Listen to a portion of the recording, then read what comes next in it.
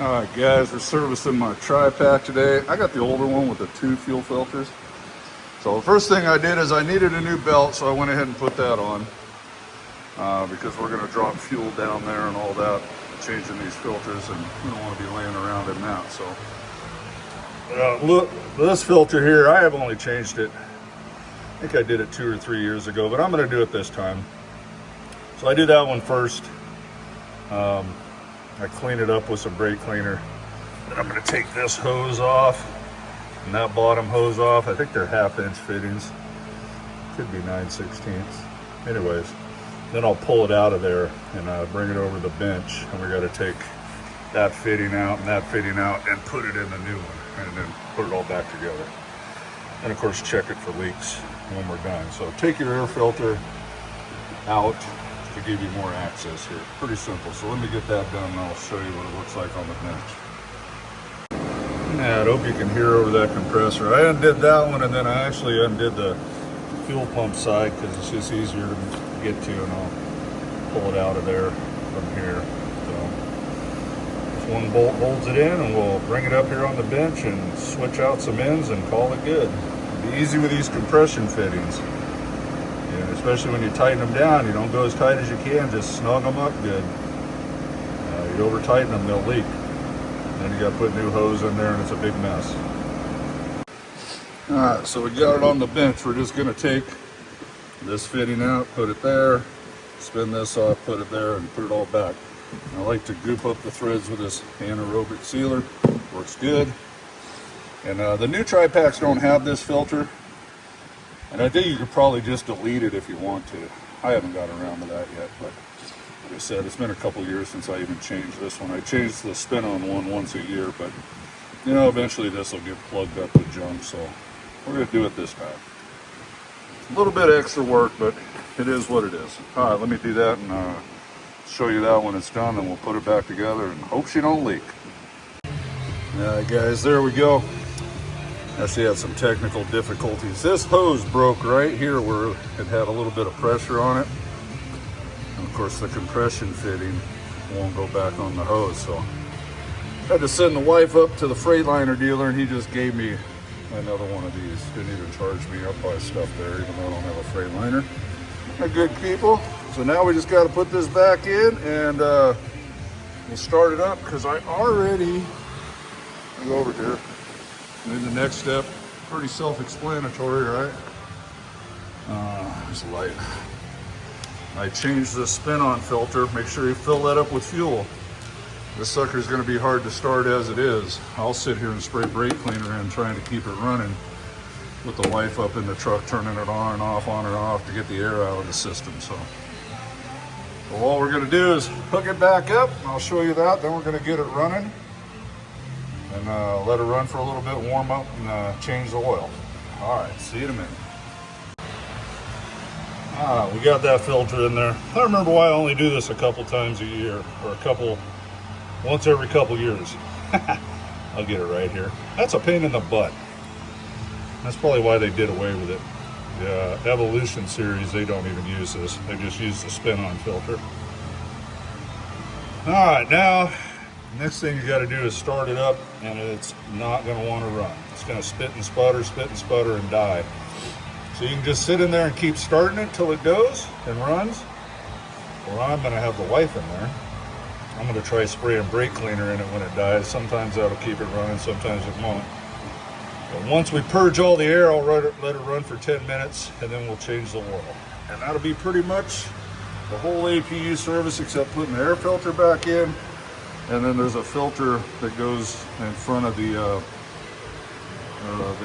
bunk where it takes in air. So a little foam filter, throw that in there. I have the wife do that while she's in there, so here she comes. Let me get her in there, and I'll try to film this the best I can. All right, go ahead. Let's see what happens. Spit and sputter, I'm going to imagine.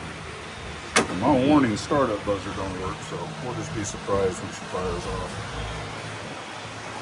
Everything's electric APUs now, but this old Thermo King's still running.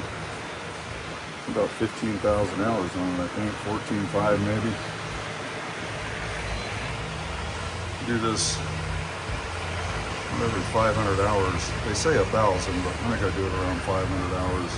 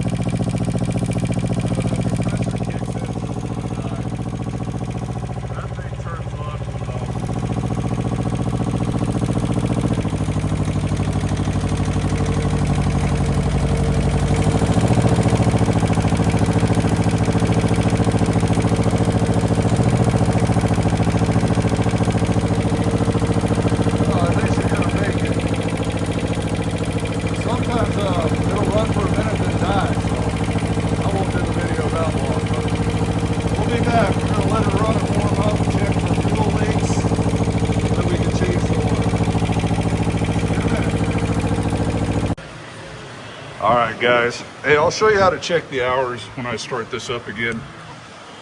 To let the oil run, check the leaks, check the level. But I had 14,100 hours last time. We're 14,526, so we didn't even go 500 hours. Pretty simple process. Don't see any leaks. We're doing good. So this oil fill cap, you use that to add oil if the top's on. This one's easier for an oil change. I sprayed it with brake cleaner and blew it off with compressed air. We got no leaks, so we're good there. We'll put the air filter in. And yeah, pretty simple. I mean, I don't need to walk you through an oil change. Pull the drain plug, change the filter, good to go. It takes a gallon. I use AMS oil, 1540, but you can use whatever you want. I use the good oil because sometimes I forget to do this. But we're ahead of the game this time. So we'll change the oil, and then next thing I'll just show you how to check those hours when I get in there to start it up. All right, see you in a minute. All right, she's running. We're good for another 500 hours or so. Hey, you don't have to pull the whole side off to service it, just the belly pan. Unless you're going to do that belt, then you're going to need to take the side off. The belt's not really part of the service, but it was squeaking a little bit, so I threw a new one on there. It started squeaking, they're about to go. Or they at least be tightened up, but the one that was on there was loose, and it was frayed a little bit, so we just replaced it. Alright, let's get in and I'll show you that hours thing, and then I'm going to put the tins back on and call it good. Alright. Nice and cool in here. So on this model here, if you have this one, if you have the dial ones, I don't know, man. But I'll show you how to get the hours. So we're going to turn this off. Okay, and what you're going to do is push this button over here that says APU. You're going to turn it off. And when you turn it back on, it's going to read HRS and then how many hours. HRS 14,536. Thought she told me 526, but that's all right. So we'll do it again. Turn it off. Hours 14,536. And that's how you get your hours. Of course, yours probably will read something different, obviously, but very simple. All right, guys. Hope you enjoyed it. Pretty easy to service your APU. You know, Thermo King probably charge you $300-400 for this. Kit cost me, they're pretty cheap with me at Thermo King. I've been going there for years at my local one. 39 or 49 bucks. It took me about 2 hours. So it saved me, you know, $350, $400, whatever. All right, guys, take care. God bless you. Bye now.